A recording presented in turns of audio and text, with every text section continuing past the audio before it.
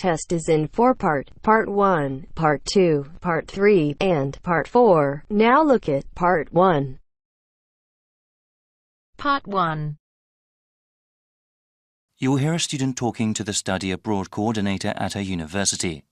First, you have some time to look at questions 1 to 4.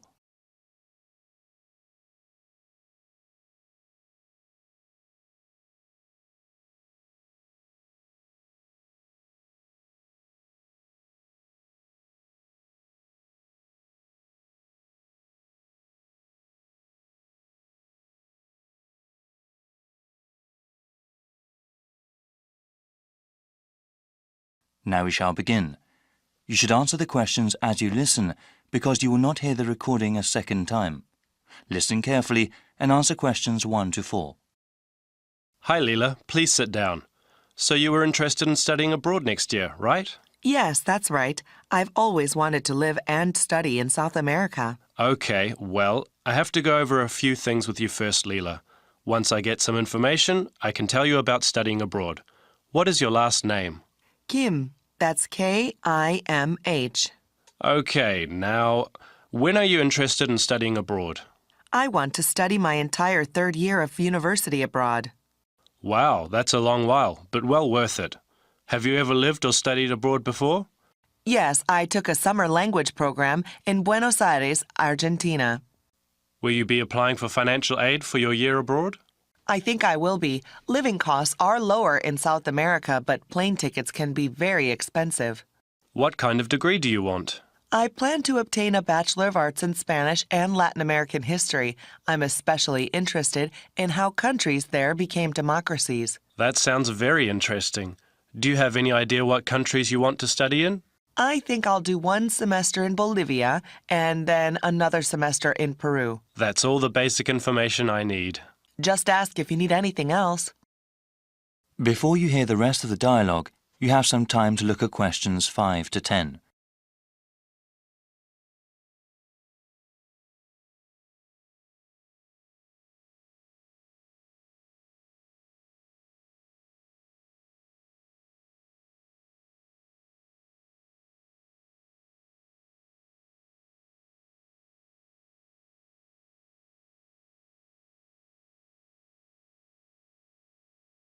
Now listen and answer questions 5 to 10.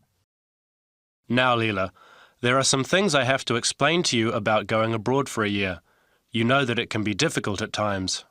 Yes, actually, I had a friend who went to China for just a semester. She said the language barrier was quite a problem.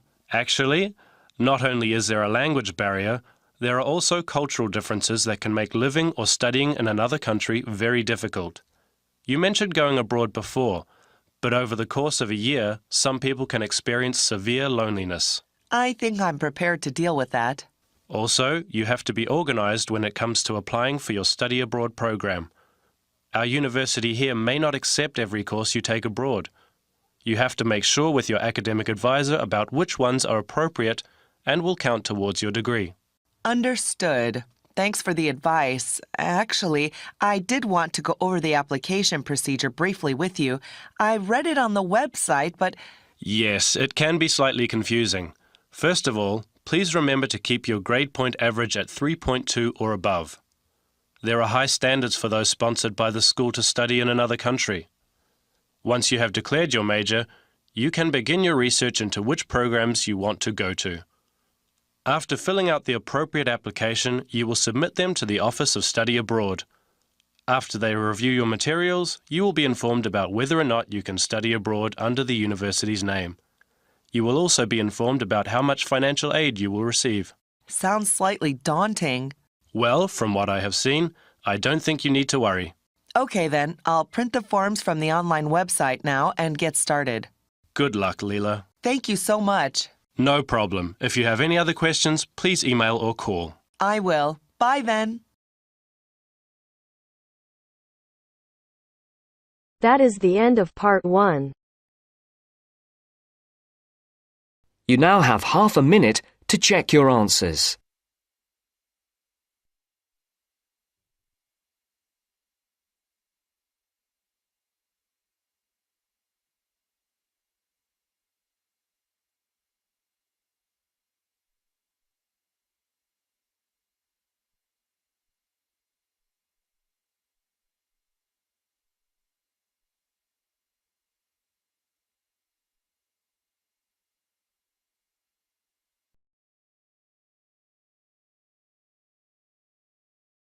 Now turns to Part 2.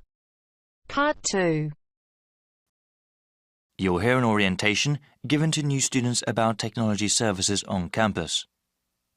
First, you have some time to look at questions 11 to 15.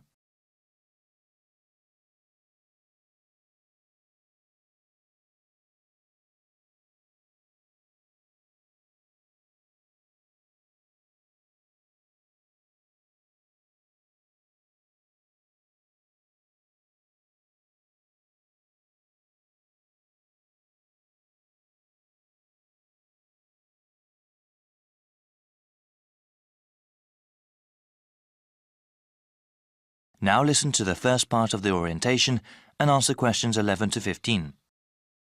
Good morning, everybody. I hope everyone has enjoyed orientation week so far.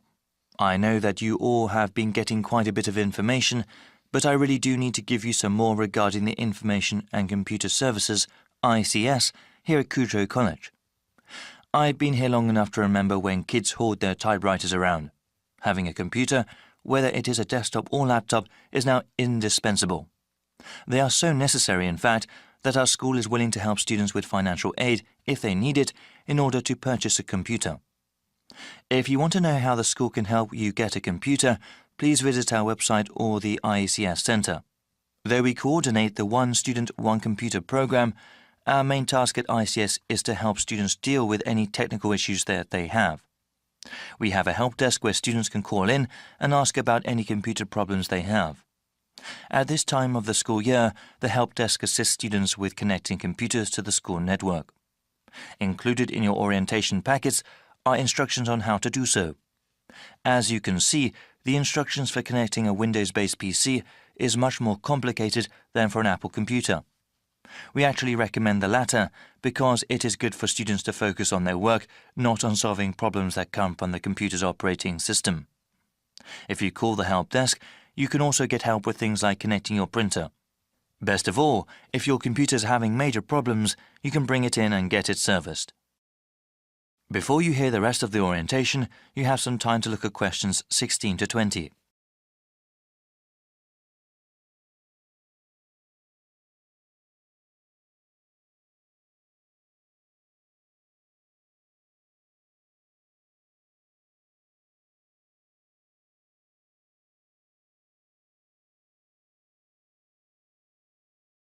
Now listen and answer questions 16 to 20.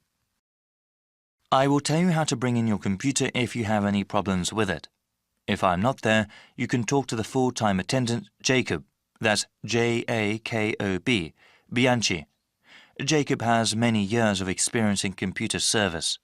Please feel free to ask him anything. He is there Monday through Friday and can figure out what you need help with. We are located in Taylor Building. Our extension is 7760. This year, we also have extended opening hours. We are open both weekdays and weekends.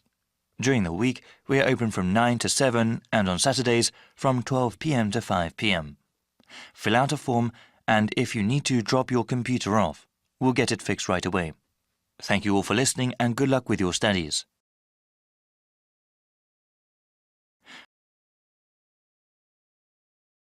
That is the end of Part 2.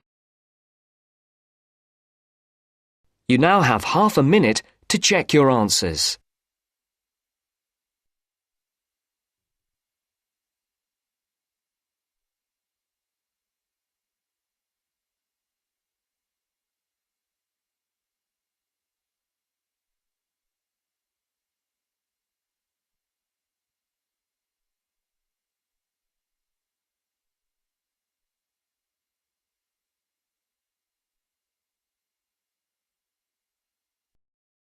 Now turns to Part 3. Part 3. You will hear a conversation between a student, Kayana, and a professor about an assignment. First, you have some time to look at questions 21 to 27.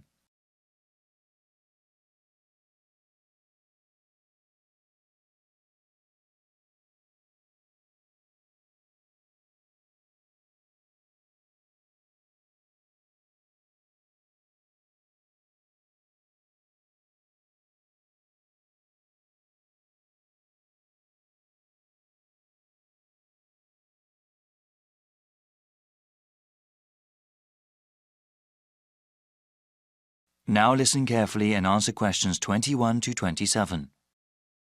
Hi, Dr. Reed. Are you busy right now? Do you mind if I come in for a second? Hey, Kiana. No, I don't mind at all. Thanks. I just wanted to say that I'm enjoying your urban studies course and that I'm having some trouble with the first assignment. Okay, no problem. What do you want to ask? This is my first time writing a paper of this length. All right. What sort of trouble are you running into? Well, writing more than 10 pages is actually turning out to be quite a task. I've been rereading some of the material, and I'm just not sure how to approach the assignment. Yes, it takes some time to get used to academic writing assignments. More time than I expected, really. I also want to do a really good job on the assignment. I don't want to put a half-hearted effort into it. I'm glad to hear that. I'll say that these assignments get easier to manage as time goes on. That's a small relief. I mean, it gets easier to plan the assignment and to organize one's time, but it still takes hard work and a sincere effort to produce a good piece of academic writing. My role is to guide you to the readings I think are the most relevant and to give you tips on managing your time. Okay, could we talk about the readings then? Sure, we can go over them. I guess I want to ask about the Coal House text first. It seems like a pretty interesting book. But sometimes a bit over the top, no? I would recommend reading just the first part of the book. It's the most relevant to the assignment that I gave you. The rest of the text goes on about a topic we will cover later in the semester. All right, I'll just read the intro then. As for the Peely article, oh, did you read that one? Yes, I accessed it online and then printed it out. Okay. I would recommend you review that again. Also, remember what I said about the Liebskid article? I think you told the class to focus on the research methods, right? Yes. She approaches the problem in an innovative way. Let's see. For the Gary article, I think you should... Let me see. I think it would be best for you to read just the conclusion. Just the conclusion. I see. Yes, I would ask you to read the whole thing, but this way would be more efficient. Speaking of which, you should not bother reading the Wolfson article. Yeah, it didn't seem particularly relevant to the topic. Let's see. Any other reading you wanted to talk about? Let me see. Yes, the Cudler article. What do you think of that one? Ah, yes. How could I forget? That one is pretty central to the topic. I really think you must go over it again. Before you hear the rest of the conversation, you have some time to look at questions 28 to 30.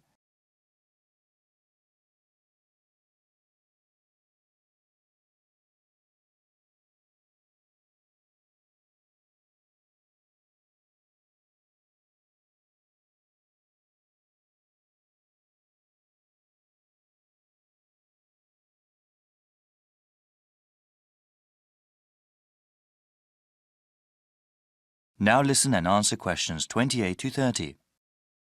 All right. Is there anything else you wanted to ask about? Yes, I wanted to ask about the line graph that you provided. It seems that the legend identifying the different parts is not there. Ah, it must not have been photocopied correctly. Here, let me explain them.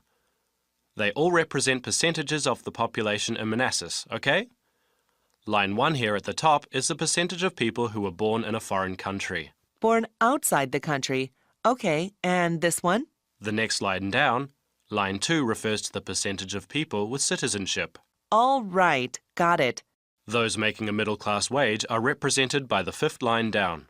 Okay, middle-class wage earners. And the line number 4? That is the percentage of people with a college education or higher. All right, and the one in the middle? That one is the percentage of population who are married and have children. Got it. Thank you so much, Dr. Reed. I really appreciate your help.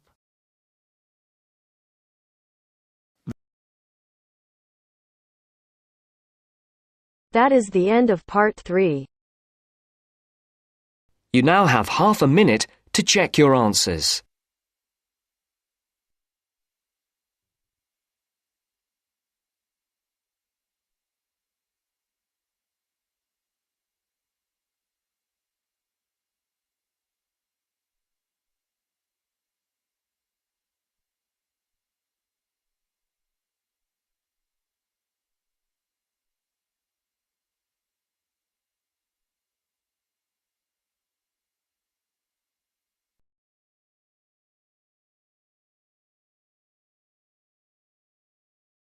Now turns to Part 4.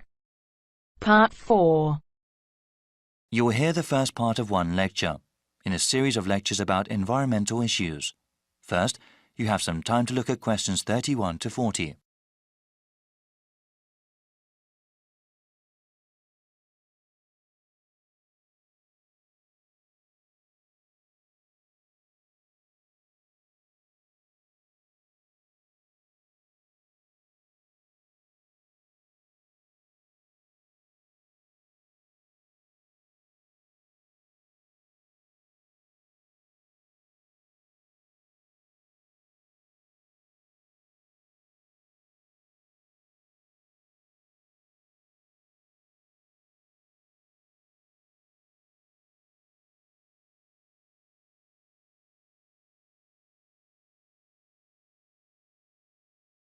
Now listen carefully and answer questions 31 to 40. In this lecture series, we have been looking at the most pressing environmental issues that the world faces. One of those issues, global warming, has become very fashionable to talk about in the past decade. Though I'm not trying to diminish its importance as a problem, it must be understood that the effects of an increasingly warm planet will not be seen for many more decades. One problem affecting the lives of people right now is the scarcity of water. The need for fresh water will only increase as the world's population grows, especially in developing countries. In the future, changing weather patterns that come with global warming will only make the problem worse. People need water to drink, cook food, shower and wash clothes. Most of the planet is covered with water, but unfortunately only a tiny percentage of it is fit for human use. Of all the water in the world, less than 3% is fresh water. More than 2/3 of that remaining percentage is locked up in glaciers in Greenland, Antarctica and elsewhere, also unavailable for human use. The water vital for life comes from lakes, rivers, underground aquifers, rain and snow. This surface water, groundwater and precipitation is not disturbed equally across the Earth's surface. For example, Canada, which has about 0.5% of the world's people, contains about 10% of the world's readily available fresh water. Brazil makes up about 3% of the world's population, but within its borders contain nearly 12% of the world's freshwater resources. As the economies of developing countries grow, the need for fresh water also grows. One example of this has to do with the production of meat. In some countries, the demand for beef increases when people earn more money. However, raising cattle is incredibly water-intensive, requiring about 15 tons of water for 1 kilogram of grain-fed beef.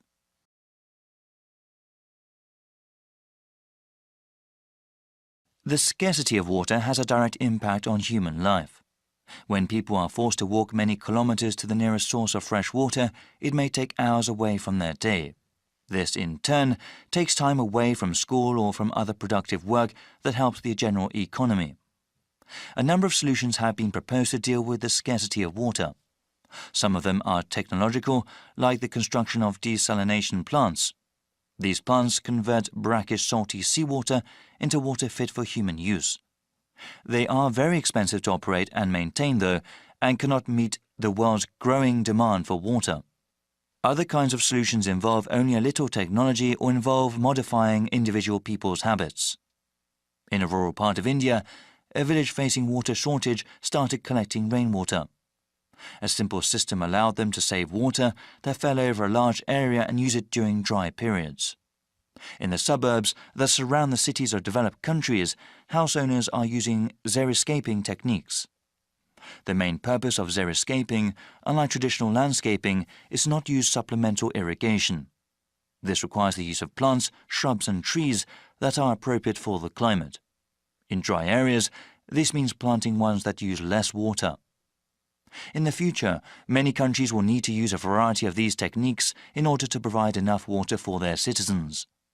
Water security will be of utmost importance to those governments, especially in areas that are politically unstable.